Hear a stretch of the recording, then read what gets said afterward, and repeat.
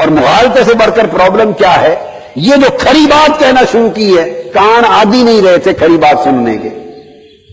کھری بات سننے کی عادت جب ختم ہو جائے نا، کھری سچی بات سننے کی عادت جب قوموں میں، لوگوں میں ختم ہو جائے تو جو کھری بات کرے وہی برا ہوتا ہے. بس ایک سادہ سا معاملہ، جو کھری بات کرے وہی. بڑی مدت پہلے کی بات ہے، میں نے واقعہ سنایا تھا آپ کو شاید کبھی. ایک عرس پر مجھے دعوت دی گئی، ابھی میں لاہور منتقل نہیں ہوا تھا، یہ 70 کے اوائل کی بات ہے، پتہ نہیں، ہاں یہ ہے غالباً 1975 کی بات ہے، 1974-75 کے لگ بھگ کی بات ہے، 75 کی. کوئی عرس ہوا تو وہ میرے پاس آئے خطاب کے لیے دعوت دینے. میں اس زمانے پریکٹس کرتا تھا، وکالت کرتا تھا، 2-1 سال 2.5 سال جب پریکٹس کی جنگ میں وکالت کی. تو عرس تھا، خطاب کے لیے آئے. تو میں نے کہا ابھی میں نے سنا ہے کہ آپ کے پیر صاحب سجدہ کرواتے اور عورتوں سے اپنی ٹانگیں پاؤں بھی دبواتے، تو میں تو نہیں جانا چاہتا، معذرت خواہ. انہوں نے کہا جی آپ نے غلط سنا، کسی نے جھوٹ بولا، ایسی بات نہیں ہے، ایسی بات کسی نے غلط بیانی کی ہے. میں نے کہا پھر تو بڑا اچھا ہے، بس اتنا طے کر لیتے ہیں، اگر تو ایسی بات نہیں ہے تو بہت ہی اچھا ہو گیا، اور اگر میں جاتا ہوں اور ایسا ہوا تو میں اسی موضوع پر خطاب کروں گا آپ کے پیر صاحب کے سامنے کہ عورتوں سے دبوانا کیسا ہے شریعت میں پیر کا، اور سجدے کروانے کا حکم کیا ہے. پھر موضوع یہی ہوگا. انہوں نے کہا ٹھیک ہے جی بالکل. میں چلا گیا، میرے ساتھ کچھ اور آدمی بھی تھے، جا کے بیٹھے تو جو سنا تھا وہ درست پایا. اب اور علماء بھی آئے ہوئے تھے، وہ علماء معروف و اچھے اپنے زمانے کے خطیب تھے، ان میں کئی فوت ہو گئے، اکا دکا کوئی زندہ بھی ہیں، بڑے بڑے نامور خطیب تھے.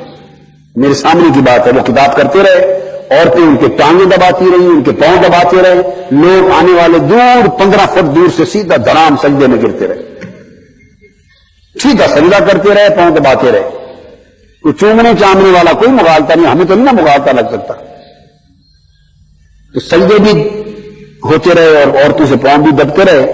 اور وہ جو خطبہ اور علماء تھے وہ کرامات اولیاء پر خطاب کرتے رہے، اور اس کو کتب بناتے رہے، اور غوث بناتے رہے، اور ولی بناتے رہے، اولیاء کی شان بیان اور یہ تاکہ اور دب دب کے سجدے کریں.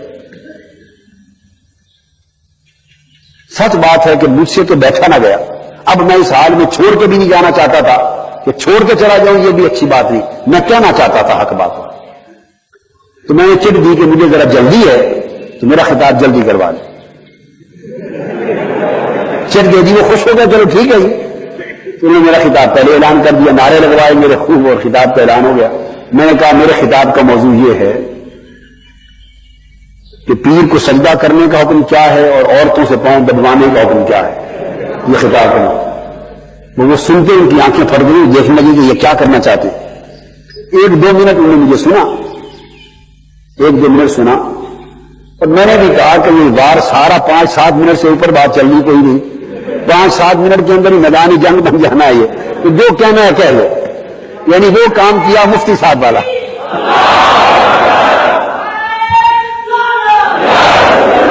تو میں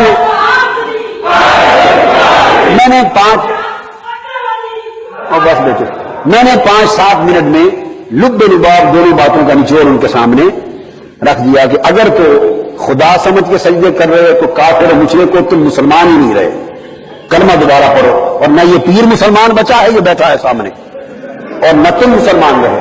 اور اگر تعظیمن کر رہے ہو تو یہ بھی حرام کار ہے، کروانے والا، کرنے والے بھی حرام ہیں، اور یہاں کوئی عرص نہیں ہو رہا، دوزخ کمائی جا رہی ہے.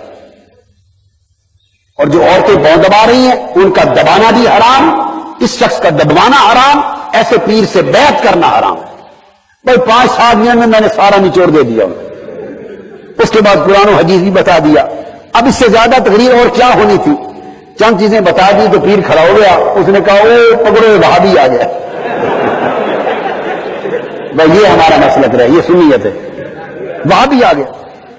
پیر نے کہا اٹھو پکڑو وہابی آ گیا. مجھے کہنے کے وہابی آ گیا. یہ بات میں نے کہی میں وہابی ہو گیا. جب اس طرح کا آپ کہیں گے کہ یہ کہنے والا وہابی ہے، یہ فلاں ہے، تو صاف ظاہر ہے آپ تو خود اپنی جڑیں کاٹ رہے ہیں. اگلے کہیں گے کہ پر یہ تو سچی بات ہے، اس کا مطلب ہے سچی بات کہنے والے کو وہابی کہتے ہیں. تو پھر ٹھیک ہے، آپ کا اپنا راستہ، ہمارا اپنا.